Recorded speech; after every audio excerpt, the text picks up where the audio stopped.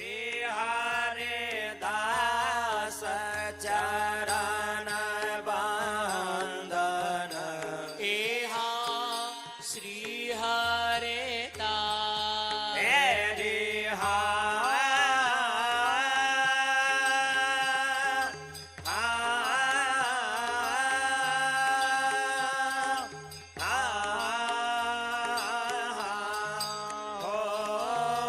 Shri Hari Das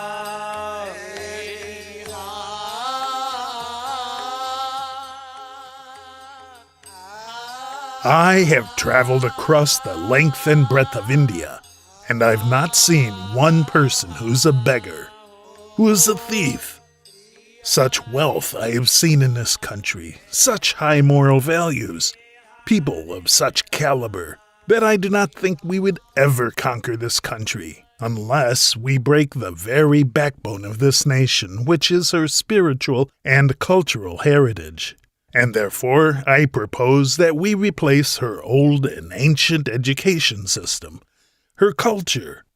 For if the Indians think that all that is foreign and English is good and greater than their own, they will lose their self-esteem, their native culture, and they will become what we want them, a truly dominated nation.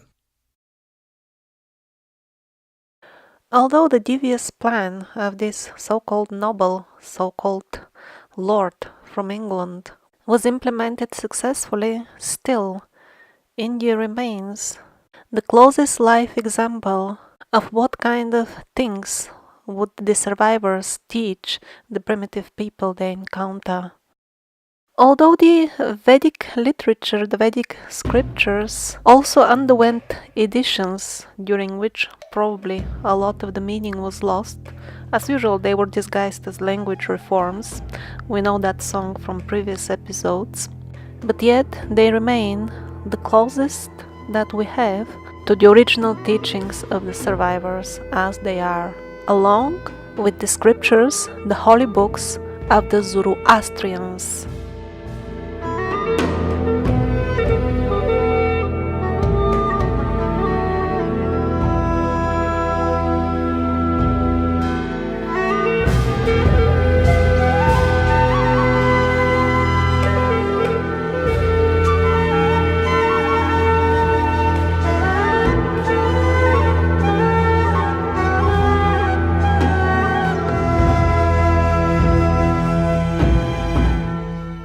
A portion of the Vedas, the Vedic sacred books, the old scriptures of India, does deal with history, and it goes back all the way to the time when our universe was created by a single living being called Brahma. Everything we see around is just a display of his creativity.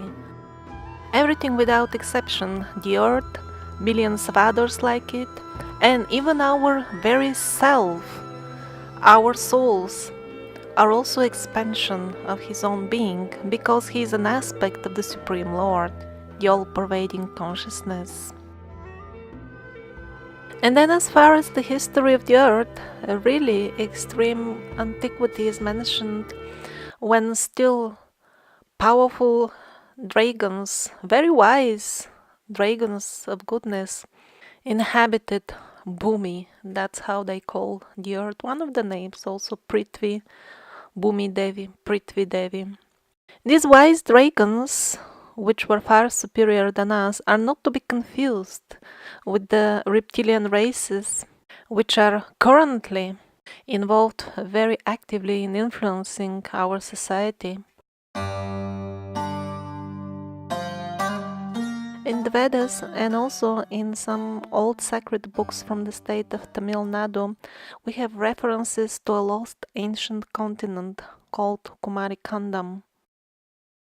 The location of the continent and to some extent the story which is told about it is confirmed by the set material channeled by Jane Roberts, which sadly remains, at least for me, the only absolutely most reliable source for extremely ancient history. And as far as the relatively recent history of Bhumi Devi, the Vedas clearly speak about times, very recent times, when righteous rulers spread their influence all over the world, which is exactly what we find in terms of artifacts and cultural heritage. I've been showing that for many episodes already. We find the traces of a single worldwide civilization. And most importantly, that social structure was meant to serve as a direct bridge between the benevolent, higher, advanced living beings in the universe and the human races. We were repeatedly brainwashed in school that all the cultures were primitive and limited to their lands or maximum the continent because of this ongoing endeavor to erase any trace of the message of the benevolent forefathers and our creators who gave us the instructions of Sanatana Dharma, the teachings of how to live in happiness and prosperity, and at the same time get on well with our education as learning souls, the purpose for which we were born. So let me show you a few curious things left from the times when the Hindus were still following the Sanatana Dharma.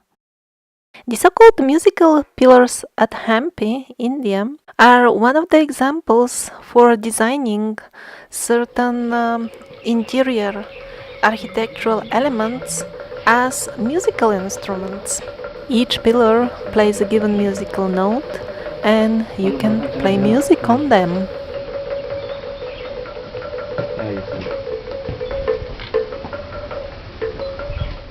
Some of the pillars are missing. They have been destroyed by the British. They thought, oh, let's see how they made it. Some of the pillars must be hollow. That's why the stone appears to have different density or something like that. So they even damaged the temple just to find out that the columns are not hollow. They're just made using a technique we simply don't understand. But we have very good knowledge of how to destroy everything, dissect it. And then we show great creativity in finding the stupidest explanations for what we have done. For example, with the money that we pay every day as taxes, even when you go to the shop, you pay 20% tax just because you want to buy some food.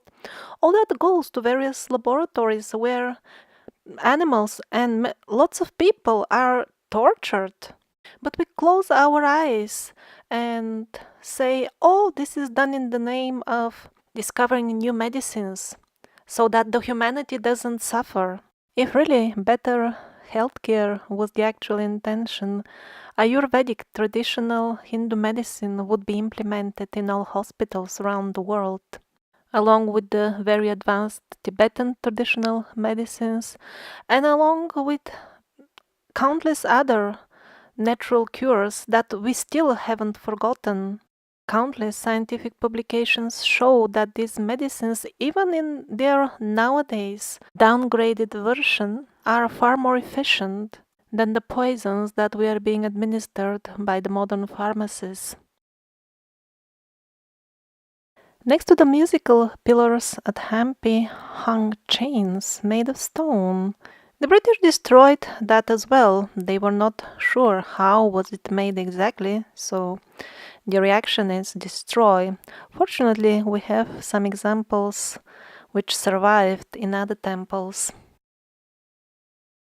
Now please look at the top part of the temple at Hampi. Please note how the building technique and style is absolutely identical to that of the temples I showed you in the couple of previous episodes, those from Cambodia, Myanmar, Indonesia, Thailand, China, and here in Vietnam as well, and all the way to Teotihuacan in Mexico. Again, some people came and taught the locals how to make very strong cement and dress stone with cement.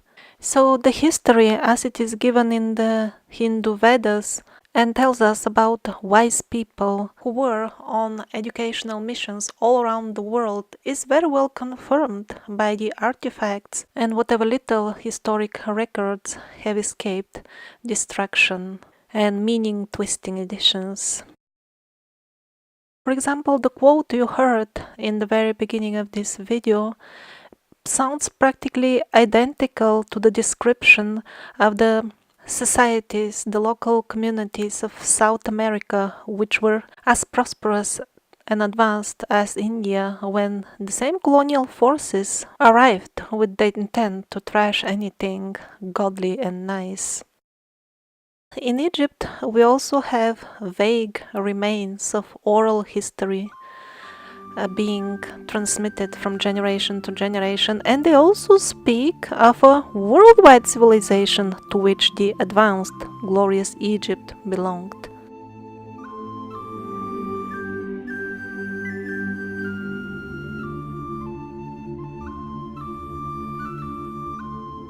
The Ellora caves in India, the sheer scale of everything, the sheer size, strips of credibility all official explanations of how all this was made. Ellora is just one of the many such sites in India.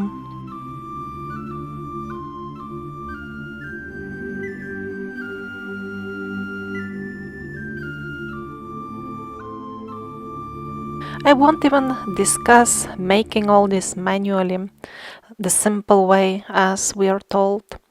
Forget about making it, we can't even destroy it manually. Yes, foreign invaders mobilized divisions and sent them to destroy this temple, but the stone is so hard that they could only inflict minor damages in a long time.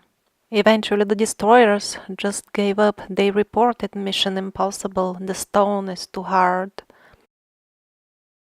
There is an entire network of intricate tunnels below the Ellora caves. Very little is known about them for the simple reason that they are too small for a human to go in. The devices can tell us very little, only confirming that the tunnels continue very deep inside the bedrock. I wonder what the penguins would come up as an explanation for this. Maybe like the tunnels in Central Asia, they told us small children made them.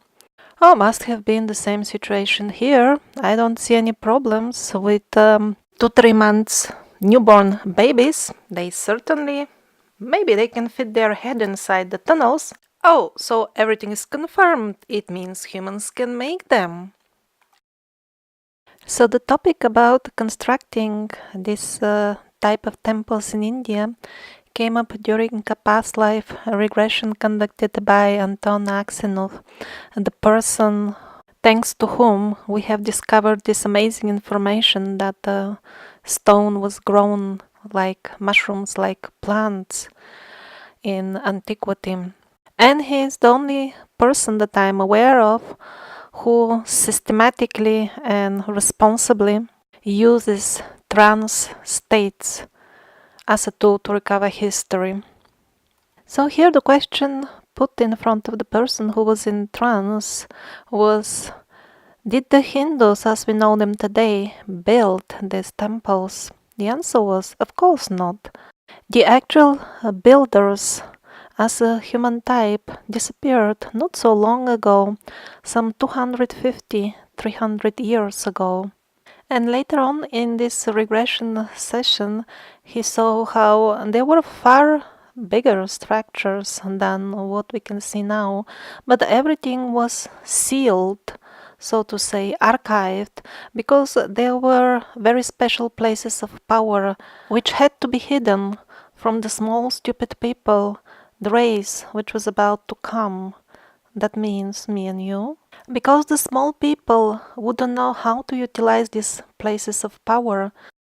For example, some people would come to such holy places preloaded with ideas for aggression, for example.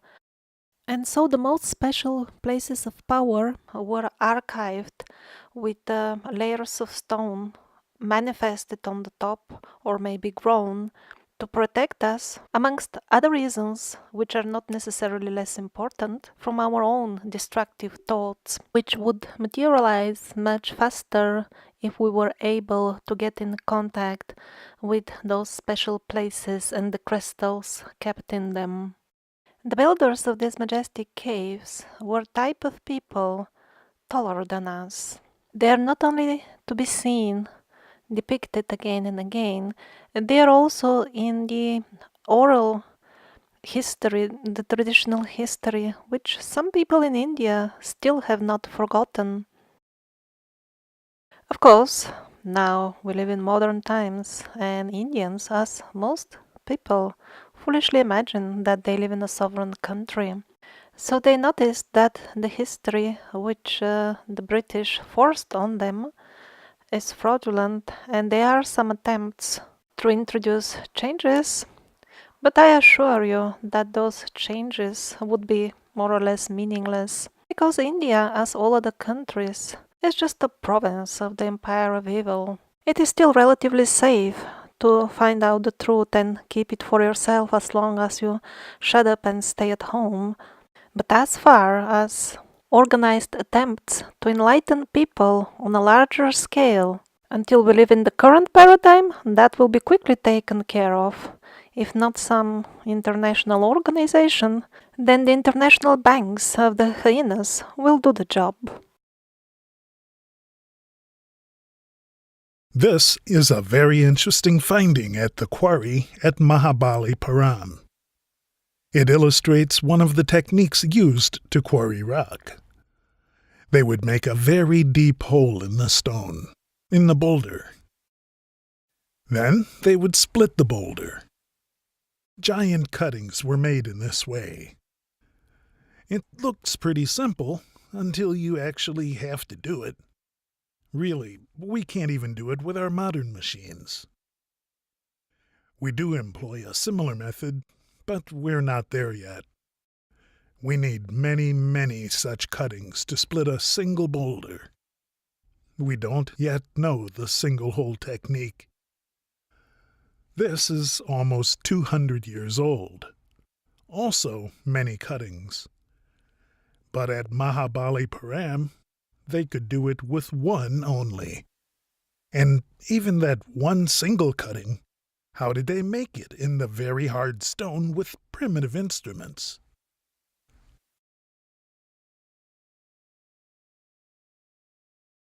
The columns of certain temples in the state of Karnataka have become pretty popular lately.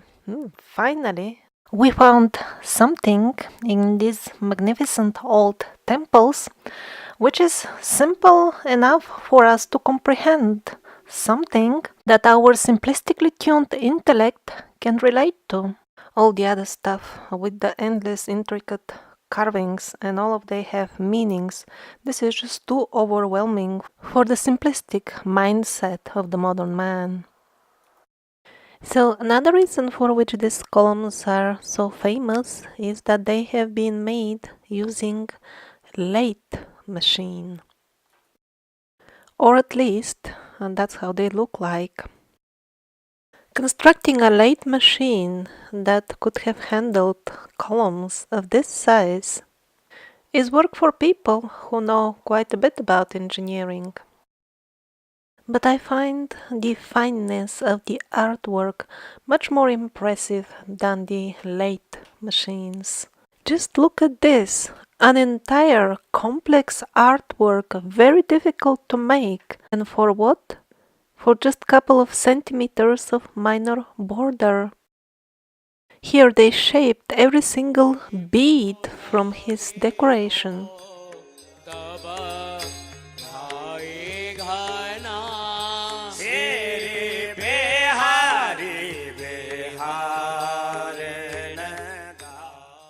Just look at this necklace. There is a 1 or 2 millimeters cut between the body of the lady and the necklace. Why? Or what about these tiny faces? They're completely hollow inside. One could insert a twig not only between the two ears, but also mouth to ears, and so on. Why? And how? Did they chisel it out with needle? And again, such a tiny small holes, somewhere at a minor border for decoration. Again, why?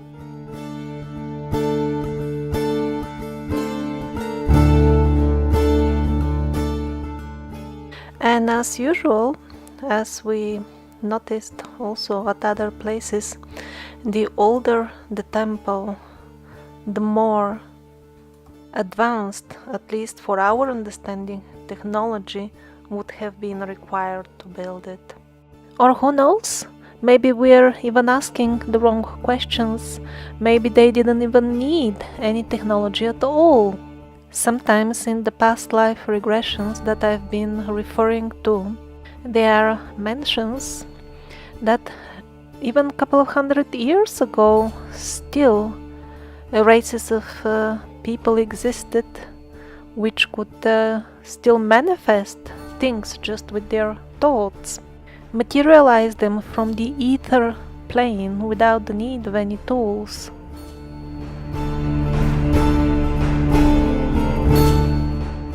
I propose that we replace her old and ancient education system, her culture. For if the Indians think that all that is foreign and English is good and greater than their own, and they will become what we want them, a truly dominated nation.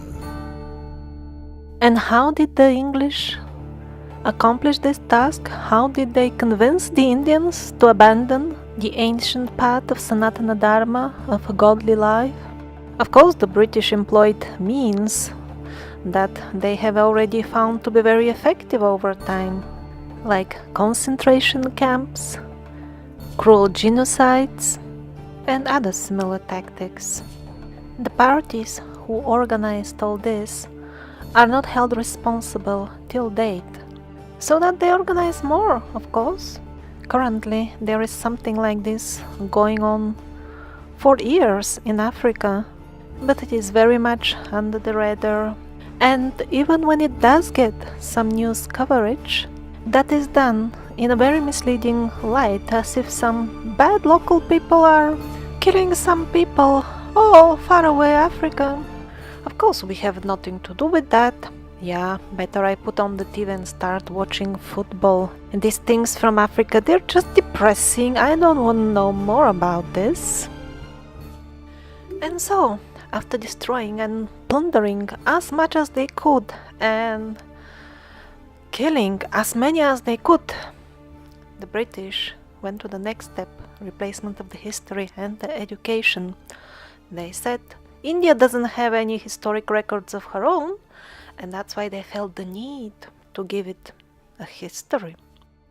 There was no need of research or things like that. The history was already ready. And when they were fabricating the newly written history of India, it was very easy for them to find authoritatively looking quotes. Because in those times, India meant a faraway, unknown place. That's why the travelers, centuries ago, called India places in America, places in Africa, places in China, in Persia, in the Middle East, even in nowadays India. All these were various Indias. So, when they were cooking up the new history of India, they could write pretty much anything they wished, and they would find the confirmation quote somewhere, very easily. For example, in this single map alone, one can see 3 Indias.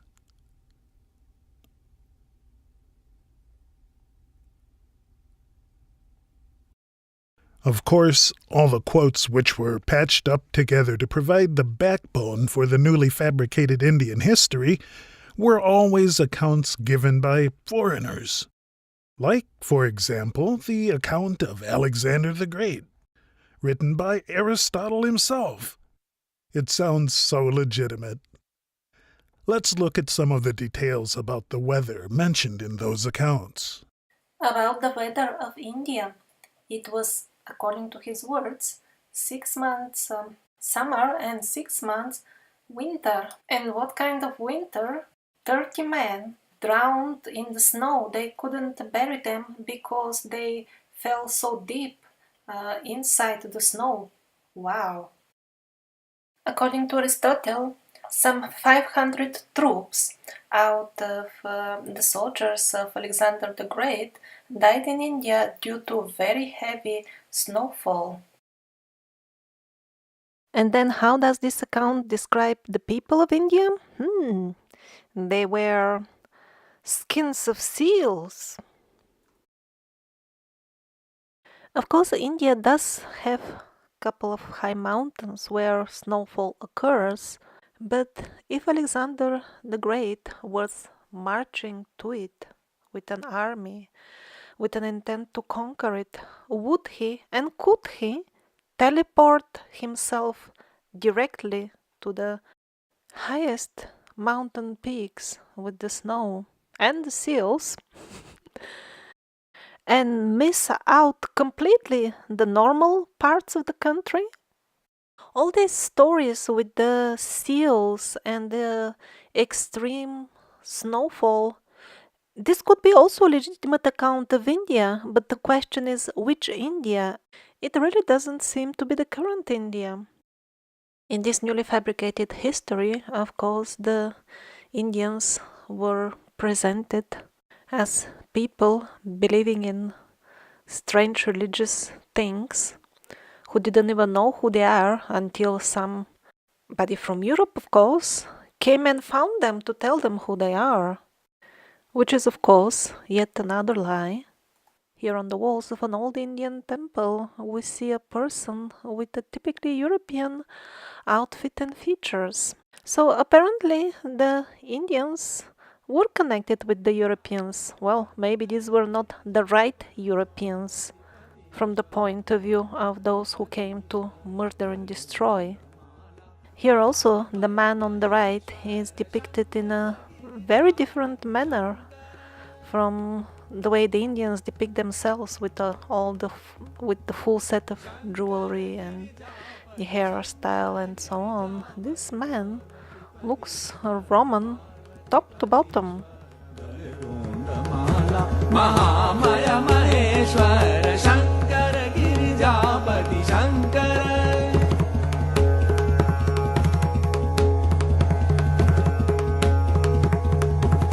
जटा में गंगा जटा में गंगा जटा में गंगा त्रिलोचन त्रिशूलधर जटा में गंगा त्रिलोचन त्रिशूलधर नमो Kailashpati सतिवर Bhubaneswar Shankar Girijapati Shankar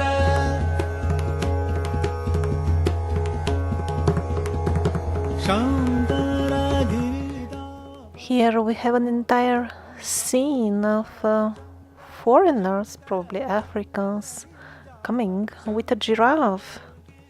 They seem to be handing something, maybe gifts, to the Indian Maharaja on the elephant. And I say foreigners because the people around the giraffe, they're distinctly different from the Indians who are always depicted with full set of jewelry and the typical Indian outfits. And by the way, transporting a live giraffe all the way from Africa is not that easy in terms of logistics. So in India, as everywhere else, we see the same picture. People were very well connected with the rest of the world. They were part of the one world culture, a culture which honored the gods and the principles of goodness. In the past, these bridges, cultural bridges between different types of people, different races, they were created to enrich those who were involved, to make their lives better. While nowadays the same idea of one world and brotherhood and everybody loves each other, all this is preached with the exactly opposite purpose. So the one world culture was something beneficial when it was used to spread the message of the benevolent gods, our creators. But when the same concept is used to expand and strengthen the cobweb of evil, well, think twice before enthusiastically voting for that.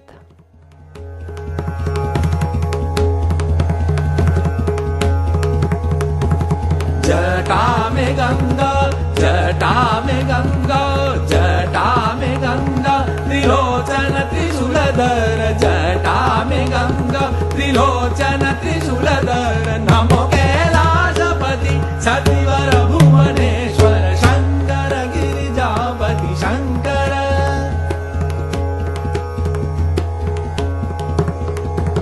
Shankar So, as we saw in our episode about Japan, even the modern Hindu pundits, Sanatadhamma pundits, started becoming aware that actually their rishis, the sages, their original teachers, they came from the North Pole, which is exactly the place where Hyperborea used to be. They didn't decide that just by listening to beautiful abstract Vedic poetry. There was a much more exact science behind it. A branch of the Vedas is called Jyotish Shastra, and it deals mainly with astrology, but this astrology is backed up by amazingly precise good knowledge of astronomy. So to make the long story short, they tried to discover places based on records of how the stars were located at a given moment. Also, they would know the time because the time would be recorded along with the stars. For example, this is a traditional kundali, or what we in the West call astrological chart, somebody's birth chart. So always in this kundali, they need to calculate very, very precisely the exact position of all planets. But when they tried to determine where exactly in India was a given historic thing taking place, they found out that it's not even in India. And then they started looking for a place at which the given kundali would have been correct for the time for which it has been made. They did find such a place, but it turned out it's not even in India. And what is that place? It's the North Pole, exactly the location of Hyperborea. So during the history of the earth, various groups were coming to educate the simple cavemen, to mingle with them, to intermarry them, to teach them technology, religion. But in the relatively recent times, it seems that those who were doing it with good intentions were the Hyperboreans. Did they do it directly themselves, or was it people who lived in the now cold areas of Europe and Siberia? Were they spreading the knowledge which they received from the Hyperboreans? We don't know exactly yet, but the truth seems to be coming out lately. Not only the Indians discovered the Hyperborean connection, but also there is something going on in Russia, something which may end up playing the leading role in the upcoming big events on Earth, and yet there is no news coverage of it currently. Parasitic mass media will waste your time with all kinds of rumors, gossips, or straightforward lies about Putin, mostly. But they don't want you to know that many simple Russians lately are becoming aware of the Vedic roots of their Slavic culture. Yes, exactly Vedic. And this is how they call it as well, even in their own language. The keywords are Ведическая Rus or Slavianskie Vedy, means Slavic Vedas. Since we were always told to connect the Vedic literature with India only, somebody may get confused and think that the Russians are looking for connections with India, and that's why they have adopted the term or something like that. But this is not so. There were Slavic Vedas. People just rediscovered them. They are called Vedas as well, even in our own Slavic languages. The verb Veda, Vedi, means to know. It is still in use in some Slavic languages, and even those that don't use it are aware still. If they hear, it will sound to them like an archaic word, but they will understand it. Not only the name of the literature is the same, the message is also the same, left by what in India is called the Adityas, the advanced beings of goodness, or the gods of goodness. Scripts which were used in very old times in all these Nordic regions of Europe and also in Siberia, they are very similar to the Devanagari script, which is the main script used for writing down the Indian Vedic literature.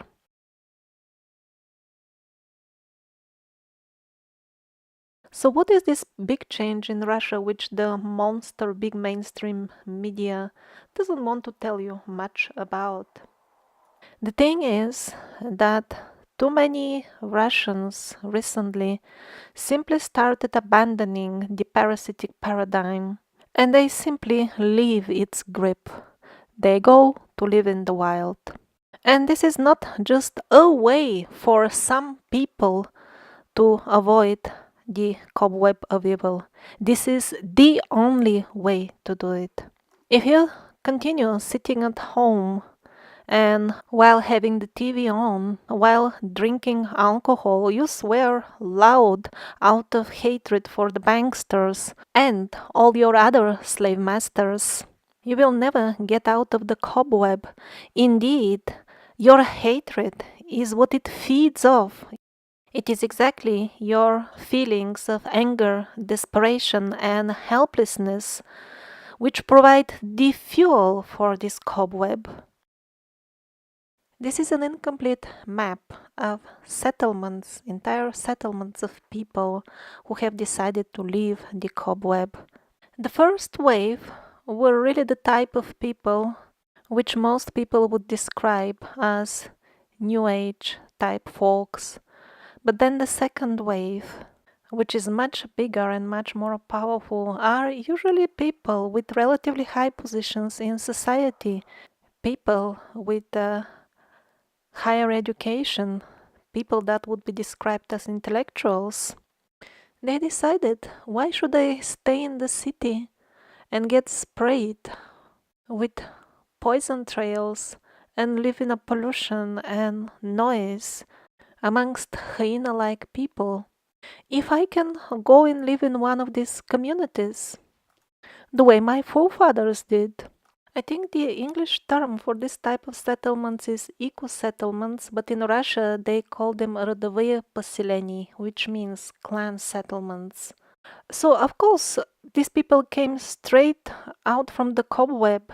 They didn't even know much how was it exactly that their forefathers lived in harmony with nature. You see, this one didn't even manage to pack the right type of trousers. But as Edgar Cayce told us, it will take some time, but they will learn.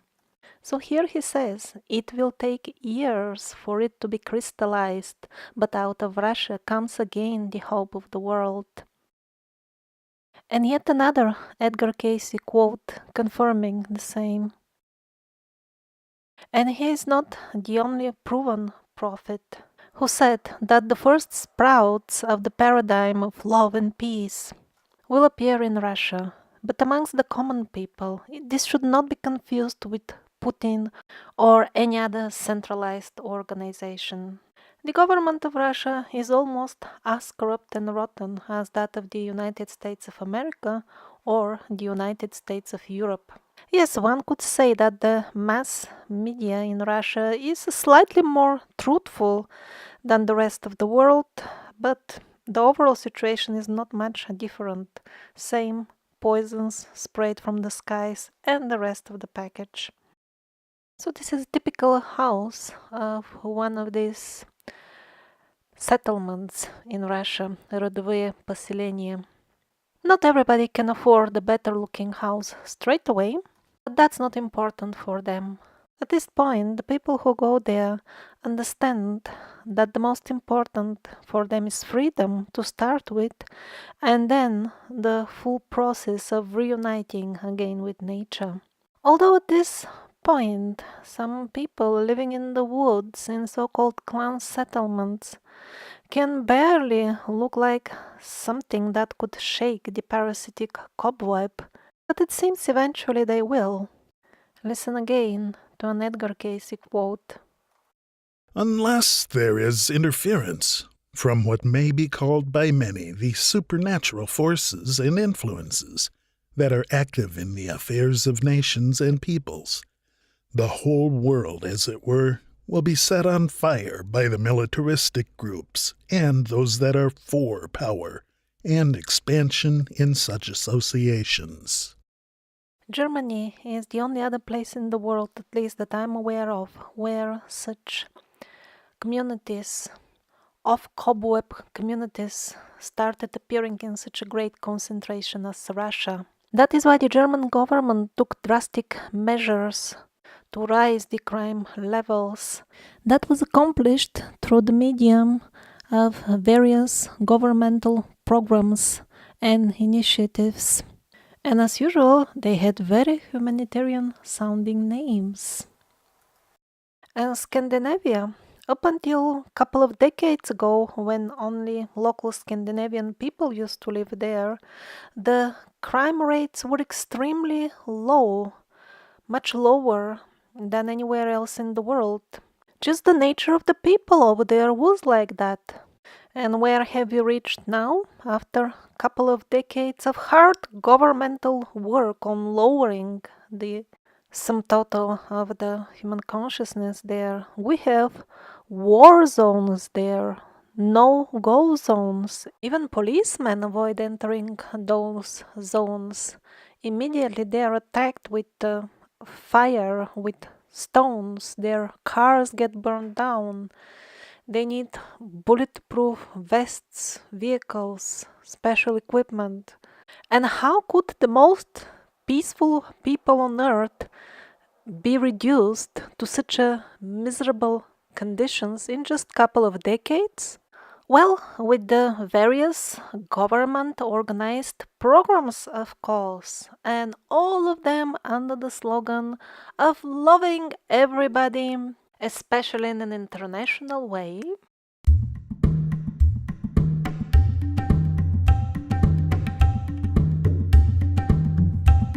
So lately I was reading the records of the regressions of Anton Aksenov, and especially the topic of the New Age, which he calls the New Space.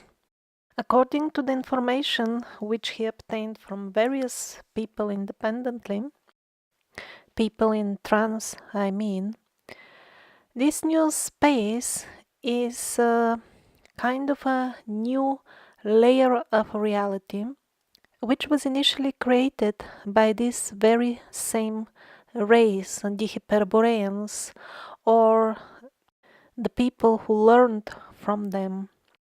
Anybody who has a human body, every soul which wears a human body currently, can get plugged in to this new reality gradually. Of course, this would be kind of predetermined already at the point when the soul makes the plan for its future incarnation. And the souls who have decided to take this path and plug into this new layer, initially in them this would manifest as a strong urge, call from inside to reconnect with nature and start learning from it. According to the channeled information, although the Hyperboreans lived on Earth in what we would classify as historic times, they created the new space for the current historic moment. Because, being advanced as they were, they, or maybe at least some of their shamans, or even maybe beings from the astral realm who are responsible for overseeing the flow of historic events on Earth, as they